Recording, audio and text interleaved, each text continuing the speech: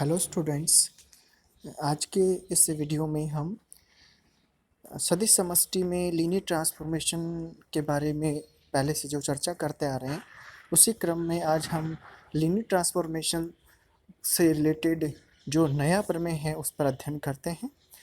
यहाँ पिछले जो वीडियो थे उन वीडियो में हमने देखा था कि जो फंडामेंटल थ्योरम थी लीनियर ट्रांसफॉर्मेशंस की उन पर हमने चर्चा की। उसके बाद में हमने सदिश समष्टि पर जो आइसोमॉर्फिज्म है उसके एक प्रमेय का अध्ययन किया था, जिसमें हमने ये पढ़ा था कि किसी एन डायमेंशन वेक्टर स्पेस जो होता है, एन डायमेंशन जो वेक्टर स्पेस होता है वो किसी एफ एन या वी एन टाइप के वेक्टर स्पेस के आइसोमॉर्फिक होता है। उसी क्रम में आज का जो नया प्रमेय है वो हम लेते हैं। प्रमेय का जो स्टेटमेंट है, कथन है, वो यह है: दो परिमित विमीय सदिश समष्टियाँ finite dimension vector space V and V dash तुल्यकारी हैं यदि और केवल यदि उनकी विमाएँ समान हो। ध्यान दीजिए, क्या है? दो परिमित विमीय सदिश समष्टियाँ हैं, उन परिमित सदिश समष्टियाँ वी और वी डैश हैं, वो दोनों ही तुल्यकारी होंगी। कब होंगी? जब दोनों के डायमेंशंस समान होंगे, दोनों की विमाएँ समान होंगी। Means two finite dimensional vector space v and v dash are isomorphic if and only if they have same dimension। ठीक है, या they have equal dimension। ये है उसका कथन। अब उसको प्रूफ कैसे करें? प्रूफ करने के लिए हम क्या करें? ठीक है, जो हमें दे रखा होता है हम उसको एज इट इज़ लेंगे, और उसके अलावा हमें कुछ सपोजिशंस करके चलने होते हैं, उनका हम यहाँ देखेंगे। प्रूफ उपपत्ति में है, दिया गया है कि v और v डैश परिमित v में सदिश समष्टियाँ हैं। v and v dash are परिमित v में सदिश समष्टियाँ हैं, एंड ये आपको क्वेश्चन में दे रखा था, स्टेटमेंट में था। अब हमें सिद्ध करना, माना कि हम सिद्ध करना चाह रहे हैं कि v और v डैश आइसोमॉर्फिक हैं। मान लिए ये, क्योंकि हम तो डायमेंशन समान चाहते हैं ना, तो ये भी हम मान के चल रहे हैं। सपोज देखो, क्योंकि हमारा जो कथन है उसमें तुल्यकारी है तो क्या होगा? डायमेंशन समान होगा, और डायमेंशन समान है तो तुल्यकारी होगा। तो सबसे पहली स्थिति में जिसको हम आवश्यक प्रतिबंध बोल सकते हैं, वहाँ हम ले रहे हैं माना कि v and v dash are isomorphic, दोनों ही क्या हैं? तुल्यकारी हैं। तब हम सिद्ध करना चाहते हैं कि dimension of v equals to dimension of v dash. पुनः हम लेते हैं, माना कि dimension of v equals to n लेते हैं, और अगर v का डायमेंशन n है तो वेक्टर स्पेस v का एक सबसेट होगा, s नाम दे रखा उसको, उसमें एलिमेंट होंगे u1 u2 u3 up to un होंगे। क्योंकि डायमेंशन n है तो n लीनियरली इंडिपेंडेंट होंगे वेक्टर्स जो उसके आधार में उपस्थित होंगे, उसके आधार के अवयव होंगे। तो हमने s ले लिया, सदिश समष्टि का एक आधार लिया है। तब हम सिद्ध करेंगे कि t of f of u1, जो t है, t equals to f of u1 equals to comma f of u2 comma f of u3 up to f of un जो है v डैश का एक आधार होगा। ये हम सिद्ध करना चाहते हैं, क्योंकि ऊपर जो हमने लिया v और v डैश टू v और v dash two vector spaces हैं, हमने उसका उनके लिए भी सपोज करके चले हैं कि दोनों ही आइसोमॉर्फिक है, तुल्यकारी हैं। दोनों तुल्यकारी हैं तो हम सिद्ध क्या करना चाहते हैं उसको हम यहाँ लेंगे। तो हमने क्या किया, जब दोनों तुल्यकारी हैं तो एक का जो आधार है डायमेंशन के अकॉर्डिंग, क्योंकि हमने मान लिया कि v का जो डायमेंशन है, आधार है, वो n है, और वो n है तो उसके आधार में उपस्थित अवयव क्या होंगे वो हमने सपोज करके चले कि उसके आधार में जो अवयव हैं वो u1 u2 u3 up to un है, और आधार को आपने नेम s दिया है। आप ये सिद्ध करना चाहते हैं कि जो आइसोमॉर्फिक सदिश समष्टि v डैश है उसके आधार में भी अवयव n ही होंगे, ये आप सिद्ध करना चाहते हैं। तो आप सिद्ध करना चाहते हैं कि t एक नया आधार लिया, t में जो अवयव होंगे वो u की इमेजेस होंगे।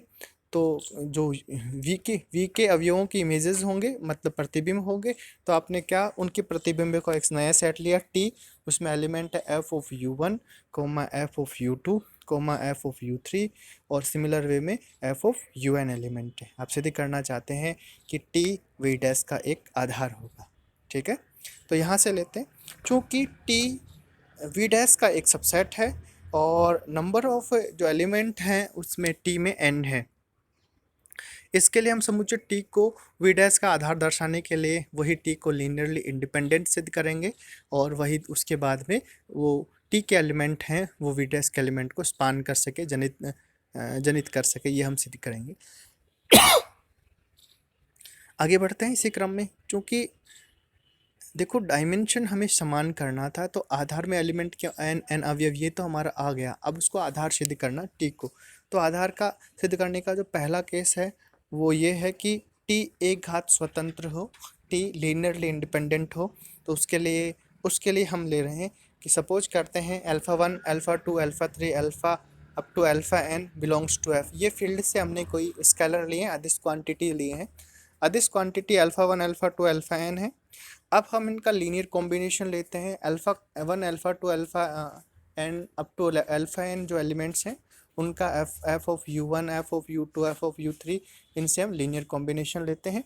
आपने लीनियर कॉम्बिनेशन लिया, लीनियर कॉम्बिनेशन को ज़ीरो के इक्वल पुट किया। ज़ीरो के इक्वल पुट करने से जो रिजल्टेंट है उसको हम यहाँ देखते हैं। क्योंकि f तो लीनियर ट्रांसफॉर्मेशन है from v to v dash, so alpha of u1 plus alpha of alpha two u f of u2 plus alpha 3 f of u3 plus in similar way alpha n into f of un equals to 0। Now अब f linear transformation है, तो according to linear transformation के according हम इसको write कर सकते हैं f of alpha 1 u1 plus f of alpha 2 u2 in similar way f of alpha n u1 equals to 0। इसको सिंप्लीफाई करते हैं तो आपको मिलता है f of alpha 1 u1 plus alpha 2 u2 plus alpha 3 u3 plus in similar way alpha n u1 equals to 0। Now अब आप देख रहे हैं कि फंक्शनल इमेज ज़ीरो मिल रही है, ज़ीरो मिल रही है। इसका मतलब क्या हुआ कि जो आपका ये एलिमेंट है वो एफ वी से वी डैश में एक तुल्यकारिता है। तो आपको यहाँ से दिख रहा है कि ये ज़ीरो मिल रहा है। इसका मतलब alpha 1 u1 plus alpha 2 u2 plus alpha 3 u3 up to alpha n un ये आपको यहाँ दे रखा है। तो चूँकि u1 u2 u3 un आपके क्या है, एस के अवयव हैं, एस के अवयव हैं, और एस क्या है, वी का आधार है। तो ये क्या है, लीनियरली इंडिपेंडेंट एलिमेंट होंगे। लीनियरली इंडिपेंडेंट हैं तो alpha 1 u1 plus alpha 2 u2 इनका कॉम्बिनेशन जीरो के इक्वल होगा। ये कभी होगा जब ईच अल्फ़ा इक्वल टू 0 हो। अब हमारे पास जो रिजल्ट आया था ऊपर उसमें था अल्फ़ा 1, हमारे पास था f of alpha 1 u1 plus f of alpha 2 u2 in similar वे, ये 0 के इक्वल आ रहा है। अब यहाँ आपको मिल रहा है कि alpha 1 f of u1 plus alpha 2 f of u2 plus in similar way alpha n of f of u1 equals to 0। ये तभी होगा जब अल्फ़ा 1 अल्फ़ा 2 अल्फ़ा 3 ऑल सभी 0 होंगे, अदरवाइज पॉसिबल नहीं है। क्यों? क्योंकि पिछले हमारे केसेस में हमने देखा था कि ये सभी 0 थे। और f of alpha 1 f of u1 plus comma f of u2 comma f of u3 in similar way f of un जो है उनका कॉम्बिनेशन भी अल्फाज के साथ 0 तभी आएगा जब वो ईच 0 होगी। ठीक है, तो इसका मतलब आपको यहाँ से मिला कि f of u1 comma f of u2 comma f of u3 equals to ये जो है f ऑफ u1 इक्वल्स जो है वो सभी क्या हैं, लीनियरली इंडिपेंडेंट है, एक घात स्वतंत्र हैं, रेखिक स्वतंत्र हैं। क्यों? क्योंकि उनका कॉम्बिनेशन लिया, लीनियर कॉम्बिनेशन को 0 के इक्वल रखा और उसके बाद अल्फाज की वैल्यू को चेक किया। जब अल्फाज की वैल्यू को चेक किया तो जो हमें रिजल्ट मिला वो रिजल्ट ये मिला है कि उनका जो अल्फाज का वैल्यू है ईच अल्फाज का वो 0 इक्वल आ रहा है। इसका मतलब जो ईच ऑफ जो f of u1 f of u2 f of up to f of un means each of f of ui i vary from 1 to n है, वो लीनियरली इंडिपेंडेंट है। नेक्स्ट में आधार के लिए दूसरी कंडीशन हम लेते हैं। आधार के लिए दूसरा हम ये लेते हैं कि एल ऑफ जो टी है वो वी डैश को जनरेट करे। इसका मतलब ये हुआ, तो हम क्या कर रहे हैं, टी के जो ऑल लीनियर कॉम्बिनेशन का जो सेट होता है वो एल ऑफ टी होता है, एल ऑफ टी होता है। तो हम ये सिद्ध करना चाहते हैं कि वो तो वी डैश को जनरेट करता है। वी डैश को जनरेट करता है तो उसके लिए हम यहाँ लेते हैं, सपोज कीजिए, देखो सपोज कीजिए u बिलोंग्स टू v, ध्यान दीजिए u बिलोंग्स टू v तथा v belongs to v dash में कोई दो अवयव हैं। इस प्रकार है कि f ऑफ u का जो वैल्यू है वो v डैश v मिले। अब f ऑफ u को हम क्या करते हैं, u को हम u1 u2 u3 un के लीनियर कॉम्बिनेशन की फॉर्म में लिख सकते हैं, तो वो हमने लिखा है यहाँ पे। अब इसको एफ तो क्या है, वी से वी डैश में क्या है, तुल्यकारिता है, आइसोमॉर्फिज्म है, क्योंकि आपने कहा ना कि तुल्यकारी है वो वी और वी डैश। तो वहाँ के अकॉर्डिंग हमने ये रिजल्ट फाइंड किया, alpha F of U one plus alpha two U F of U two plus alpha three F of U three, इनका लीनियर कॉम्बिनेशन है वो वी के इक्वल रखा। चूँकि वी वी डैश का कोई अवयव है जो कि F of U one F of U two F of U three up to F of U N के एक घात संचय के रूप में व्यक्त किया जा सकता है। अतः अतः टी के जो एलिमेंट्स हैं वो वी डैश के एलिमेंट्स को जनरेट करते हैं। चूँकि वी वी वी डैश का कोई आर्बिट्रेरी एलिमेंट था और जो कि F of U one F of U two F of U N के एक घात संचय के रूप में व्यक्त किया गया है। अतः हम सभी अवयव के लिए बोल सकते हैं कि F of U one U two U up to U N जो एलिमेंट हैं वी डैश के, वह वो क्या कर रहे हैं, जो कि टी के भी हैं वी के भी वी डैश के भी हैं, जो क्या कर रहे हैं वी डैश के ईच एलिमेंट को जनरेट कर रहे हैं, बना रहे हैं, या उनके लीनियर कॉम्बिनेशन के फॉर्म में वी डैश का प्रत्येक अवयव दर्श व्यक्त किया जा सकता है। अतः एल ऑफ टी जो होता है वो वी डैश के इक्वल होगा, अर्थात linear span of T equals to V dash. तो यहाँ से ये पता लग गया कि जो टी है आपका, टी है वो वी डैश का एक आधार हो गया। जब टी वी डैश का एक आधार हो गया, इसका मतलब दोनों का डायमेंशन, क्योंकि वी का डायमेंशन n था और टी में भी n अवयव थे, तो टी का डायमेंशन वी डैश का डायमेंशन भी n हो गया। इसका मतलब dimension of V equals to dimension of V dash कब होगा, जब वी डैश के आइसोमॉर्फिक है, तो दोनों का डायमेंशन भी समान होगा। अब हम विलोमता लेके चलते हैं, इसका विलोमता लेते हैं, क्योंकि अभी तक तो हमने ये लिया ना तुल्यकारी माना है और उसको सिद्ध कर दिया कि डायमेंशन इक्वल है। अब हम ये लेके चलते हैं कि डायमेंशन इक्वल है, तो हम सिद्ध करना चाहते हैं कि वी और वी डैश तुल्यकारी होंगे। तो लेते हैं विलोमता, जिसको हम सफिशिएंट कंडीशन बोलते हैं, पर्याप्त प्रतिबंध लेके चलते हैं। माना कि v और v डैश का डायमेंशन है वो समान है, दोनों में के आधार में अवयवों की संख्या समान है। तो हमने मान लिया कि s जो है वो v का डायमेंशन है, जिसमें 1 to n अवयव है, u1 u2 up to un है, और t है वो v डैश का डायमेंशन है, जिसमें अवयव हैं v1 v2 up to vn अवयव हैं। चूँकि हम सिद्ध करना चाहते हैं कि v और v डैश हैं वो आइसोमॉर्फिक है, दोनों में एक आइसोमॉर्फिज्म डिफाइन है, ये हम सिद्ध करना चाहते हैं। ठीक है, तो प्रत्येक जो u ले रहे हैं हम कैपिटल V से, वो क्या होगा, u1 u2 un के एक घात संचय के रूप में व्यक्त किया जा सकता है। ठीक है, एक प्रतिचित्रण f जो, क्योंकि हमें आइसोमॉर्फिज्म डिफाइन करना है, तो आइसोमॉर्फिज्म डिफाइन करने के लिए v से v डैश पे एक आपने फंक्शन को या प्रतिचित्रण को परिभाषित किया है। परिभाषित आपने कर लिया